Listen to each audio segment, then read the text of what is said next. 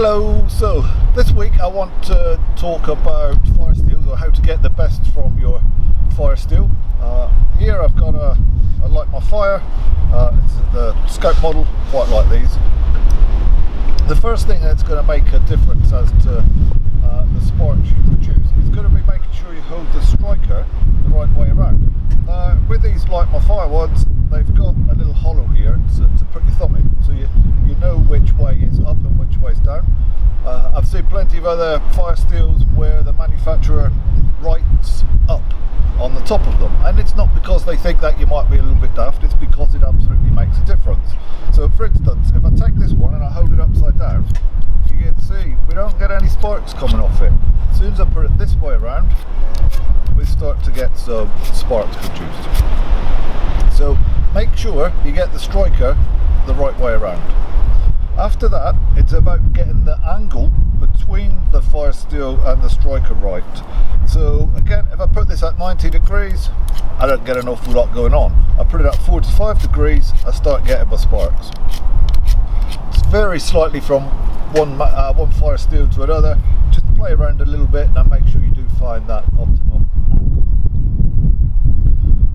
I see a lot of videos and people doing this kind of thing with their fire steel.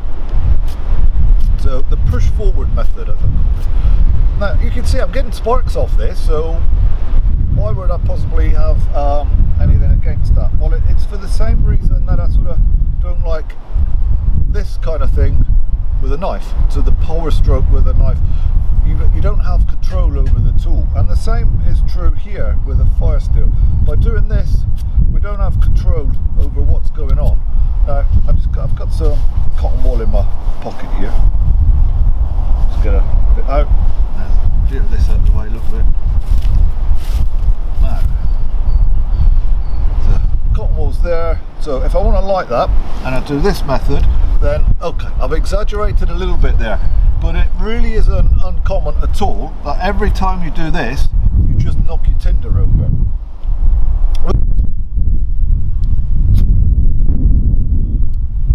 With a piece of cotton wool, it doesn't make too much difference, and it doesn't make too much difference because the cotton wool ball, it tends to clump together. It's more or less a solid lump.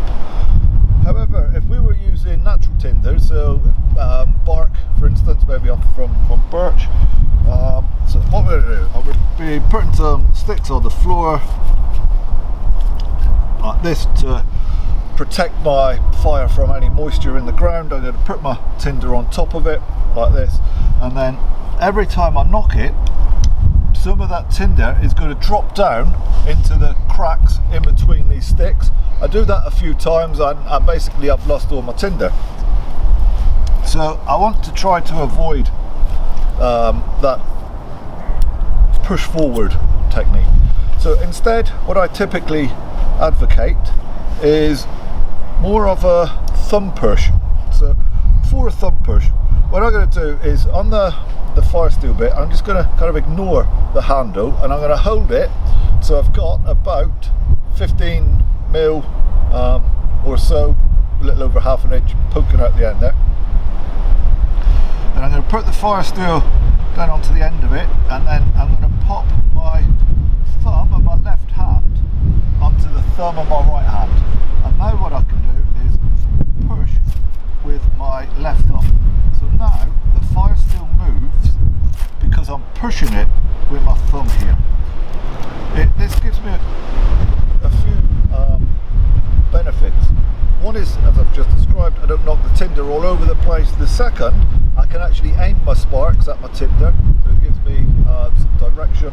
The other thing, you actually get much bigger sparks coming off this way. So I'll just pop my bit of cotton wool on there and off we go. And it lights.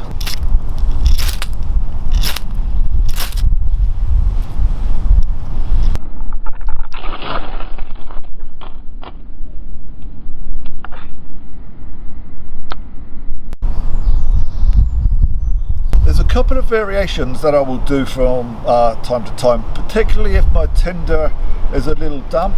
So what I'm going to do is scrape very gently here the ferrocerium off my fire steel.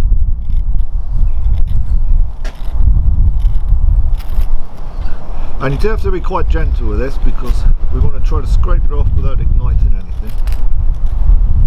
And then once I've got a decent pile, I could just kind of throw a spark onto it and up it goes. So again, as I say, if my tinder is a little bit damp, then that can be a really useful thing to do. Every spark that lands onto your tinder is putting some heat in there, it's drying it out, it's making it that much more likely that your next one will work.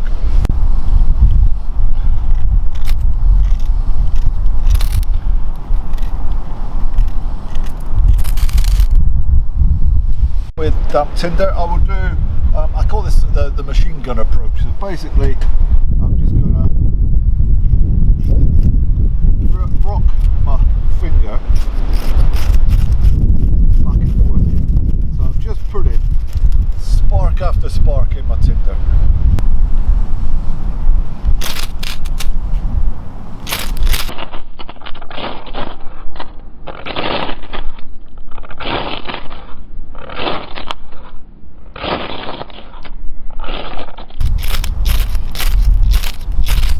Now all three of those methods, so your basic thumb push, the little gentle scrape and the machine gun, all require you to have fine motor skills.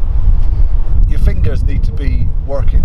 And of course if you're cold, if you're hungry, if you're tired, if you're stressed, you may not have that fine motor skill that you need. So another approach that I will often use is to swap these around. So I've now got the striker in my non-dominant left hand and I've got the fire steel in my dominant right hand. And what I'm going to do is put the striker here horizontally on the ground, and then I'm just going to put the fire steel like this and pull backwards. So all I'm doing here is pulling back my right hand. So as long as I've got the ability to do this, which is a gross motor skill, then I should be able to get my fire lit.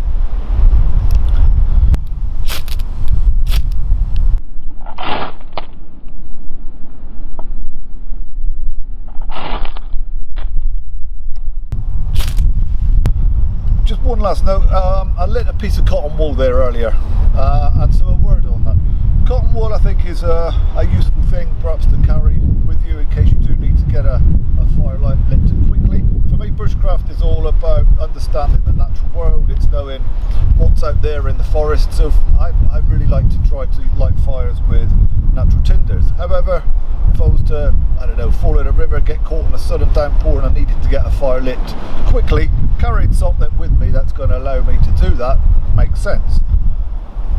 However, if all you ever do is practice with cotton wool, then all you will ever be able to do is light cotton wool.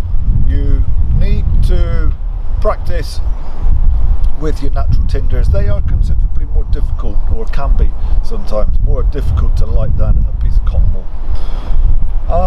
Hopefully guys, this is something that you can, or that you found useful, that you can go off and practice. So as always, if you haven't subscribed yet, then please do, and we'll see you next week.